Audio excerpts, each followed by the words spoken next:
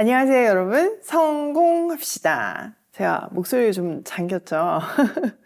어저께 밤에 이제 오이 패밀리 찬양팀이 저희 집에 왔어요. 정말 너무 귀한 섬김이잖아요. 그냥 우리 좀 한번 이런 교제가 필요한 것 같아서 왔는데 아무래도 피곤하다 보니까 몸이 이게 목소리가 잠겼네요. 근데 그 피곤함하고 비교도 안 되는 너무 행복함이 있었습니다. 역시 떡을 떼는 교제는 반드시 필요한 것 같아요. 자, 오늘 본문은요, 계속해서 이스라엘 백성들이 가나안으로 가는 여정이에요. 요단 동편에서 어떤 경로를 통해서 어떤 일들이 있었나를 오늘 본문에서 볼 수 있는 거죠. 사실 오늘 본문의 기록 내용은요, 민수기 33장 또 신명기 2장에서 다시 나오거든요. 근데 이 여정 기록이라고 했잖아요. 근데 그 이동하는 경로가 다 달라요. 그러니까 이 내용의 포인트는요, 어떤 순서로 이동했다는 것이 아니라 정말 그곳까지 가기까지 수많은 곳을 거쳤다는 것을 말해주고 있는 거예요. 자, 한번 살펴볼게요. 10절. 이스라엘 자손은 그곳을 떠나서는 오봇에 이르러 진을 쳤다. 오봇을 떠나서는 이에 아바림에 이르러 진을 쳤다. 그곳은 모압 맞은편 해 돋는 쪽 광야이다. 또 그곳을 떠나서는 세렛 골짜기에 이르러 진을 쳤다. 자, 이거를 지금 지도에서 보면요, 이스라엘 백성들은 요단 동쪽을 남쪽에서부터 북쪽으로 올라가고 있다는 사실을 확인할 수 있어요. 자, 13절. 또 그곳을 떠나서는 아르논 강에 이르러 북쪽 강변을 따라 진을 쳤다. 그곳은 아모리 사람의 경계로 이어지는 광야이다. 아르논 광야는 모압과 아모리 사이에 있는 모압 경계이다. 그래서 주님의 전쟁기에도 다음과 같은 말이 있다. 수바 지역의 와헙 마을과 아르논 골짜기와 모든 골짜기의 비탈은 아르고울로 뻗어 있고 모압의 경계에 닿아 있다. 자, 아르논 강은 분명하게 어딘지 아는 곳이거든요. 그러니까 그 강이 모압의 경계라는 것을 강조하는 내용이에요. 그러면서 주님의 전쟁기라는 짧은 노래를 소개하고 있죠. 자, 16절. 그들은 그곳을 떠나서 부엘에 이르렀다. 부엘은 주님께서 모세에게 백성을 모아라. 내가 그들에게 물을 주마 하고 말씀하신 바로 그 샘이 있는 곳이다. 그때 이스라엘은 이런 노래를 불렀다. 샘물아 솟아나라. 모두들 샘물을 노래하여라. 지도자들이 파고 백성의 원로들이 왕의 통치 지팡이들로 터트린 샘물이다. 그들은 광야를 떠나 마따나에 이르렀다. 마따나를 떠나서는 나할리엘에 이르고 나할리엘을 떠나서는 바못에 이르렀다. 바못을 떠나서는 비스가 산 꼭대기 부근 광야가 내려다 보이는 모압 고원지대의 한 골짜기에 이르렀다. 자, 백성들이요, 샘이 있는 부엘에 이르러서 노래를 불렀어요. 자, 이곳은 하나님이 물을 주마 하고 말한 그 샘물이라고 얘기하고 있어요. 그리고 바못을 떠나서 비스가 꼭대기에 이르렀어요. 자, 이들의 지금 이동 과정을 보면 뭐 한마디로 느껴지는 느낌이 어떤가요? 막 엄청 고생하고 있나요? 아니면 주저주저하고 있나요? 굉장히 순탄한 이동을 하고 있는 게 보이죠. 막 진취적인 느낌이 들지 않나요? 그러니까 이 이동의 표시는요, 하나님과 함께하는 여정이다. 그래서 이거는 승리할 수밖에 없는 여정이다. 이걸 상징적으로 표현하고 있는 거예요. 자, 이어지는 내용은 아모리하고의 싸움에서 땅을 얻게 되는 경이로운 내용인데요. 한번 살펴볼게요. 거기에 이스라엘은 아모리 왕 시온에게 사신을 보내어 요청하였다. 우리가 임금의 땅을 지나가도록 허락하여 주십시오. 밭이나 포도원에는 들어가지 않겠습니다. 샘물도 마시지 않겠습니다. 임금님의 영토 경계를 다 지나갈 때까지 우리는 왕의 길만 따라가겠습니다. 자, 이 아모리 왕에게도 에돔에게 했던 것처럼 사신을 보내요. 이들은 이제 왕의 대로를 따라서만 갈 것이고 아모리 땅에 어떤 물이나 뭐 과일 이런 거 절대 먹지 않겠다고 얘기하죠. 그러니까 지금은 여정이잖아요. 그러니까 그들은 지금 하나님의 명령에 순종해서 싸움을 걸지 않는 거예요.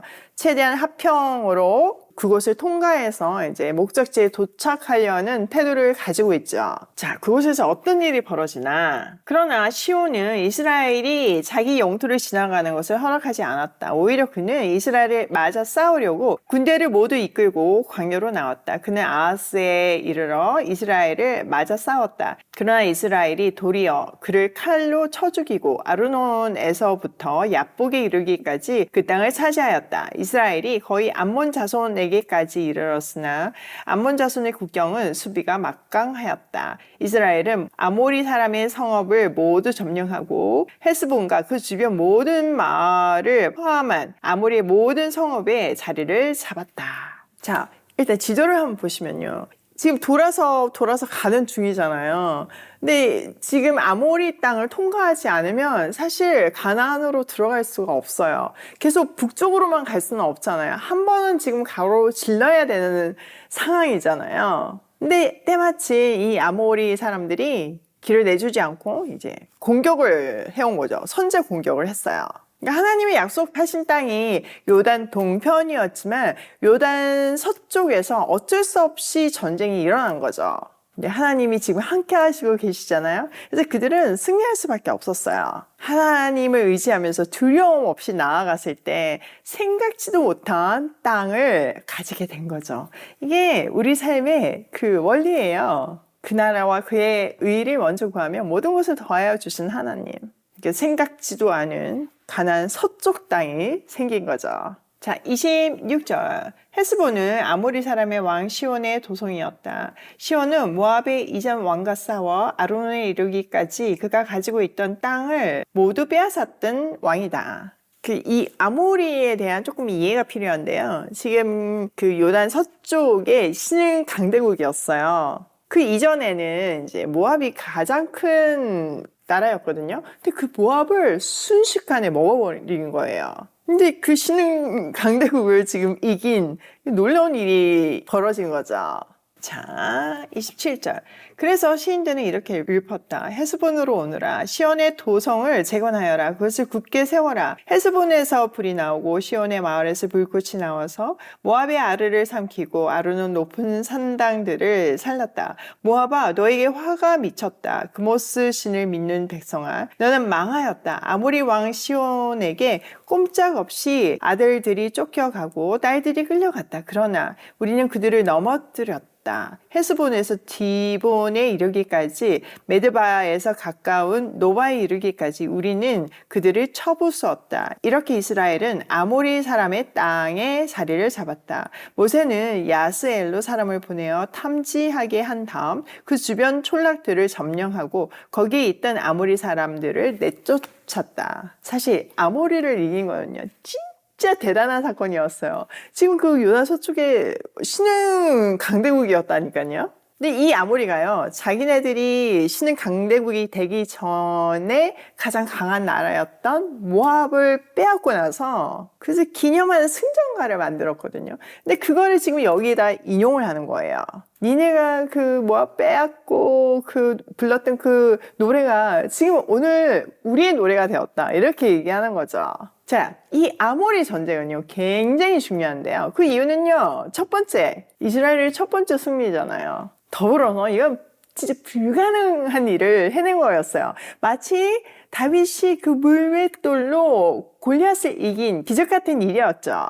그러니까 이 전쟁이 진짜 대단하니까 이스라엘은요, 훗날에도 이 전쟁을 계속 회고하고 있어요. 신명기 2장에도 나오고 사사기 11장에도 이 아모리 전쟁에서의 승리를 언급하고 있어요. 자, 이 전쟁은요, 사실 가나안 정복의 전초전이라고 볼 수 있잖아요. 드디어 전쟁이 시작되었고 하나님이 함께 하시니 우리는 승리한다. 이 의미를 담고 있는 거예요. 자, 33절. 그 다음에 그들은 방향을 바꿔 바산길로 올라갔다.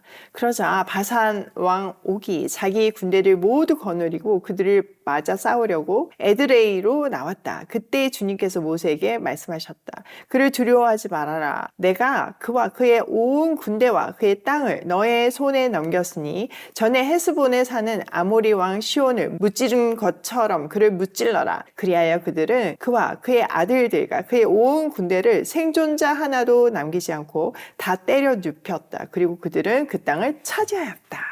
자, 이스라엘의 다음 방향은요, 바산길로 올라가는 거였죠. 자, 이번에는 그 바산 왕 옥이 군대를 거느리고 싸우러 나왔어요. 그러니까 바산 왕 옥은요, 굉장히 거대한 왕으로 거인이었다고 전해져요. 그의 침대가 4m? 이 정도 된다고 할 정도로, 그 당시에 굉장히 유명한 왕이었죠. 바산 지역을 지배하고 있는 강력한 세력이 지금 맞서서 나오는 거잖아요. 아무리 승리를 해도 사람들은 순간순간 쪼그라들잖아요. 근데 하나님이 우리의 마음을 너무 잘 아시는 거예요. 하나님께서 두려워하지 말라라고 모세를 통해서 말씀하세요. 더불어서 이미 내가 너희에게 승리를 줬다 라고 말씀하시죠. 이스라엘은 다시 한번 하나님의 이름을 의지하면서 전쟁에 나갔고 온전한 승리를 거두고 그 땅을 차지하였어요. 자, 오늘 나온 전쟁들을 통해서 우리는 뭘 배울 수 있나요? 이 전쟁은 하나님께 달려있다는 거예요. 상대의 어떠함이나 군사력이나 무기력이나 이런 거 중요하지 않다는 거예요. 하나님이 함께 하시면 이길 수 있다는 것을 분명하게 가르쳐주고 계시죠. 게다가 한번 생각해 보세요. 여러분, 이스라엘은 기본적으로 애굽에서 종살이를 했잖아요. 자그마치 400년을 했어요. 그러니까 이집트는 그들이 반란을 일으킬까봐 군 근처도 못 가게 했어요. 자, 출애굽하고 나서도 어땠나요? 하나님께서 40년 동안 군사훈련을 시키셨나요? 아니에요. 광야에서 훈련한 거는요, 오직 하나님만을 의지하는 것을 가르쳤어요. 사람이 떡으로만 사는 것이 아니라 하나님의 말씀으로 산다는 것을 가르쳐 주신 거죠. 이 기본기가 딱 되니까요, 전쟁을 했을 때 다 이기는 거예요. 그러니까 기술이나 그 방법들은요, 중요하지 않아요. 기본기가 얼마나 중요한지를 계속 강조해서 말씀하시는 거예요. 1차적으로는 그들에게, 동시에 우리에게요. 여러분이 일하시는 일터가 전쟁터이지 않나요?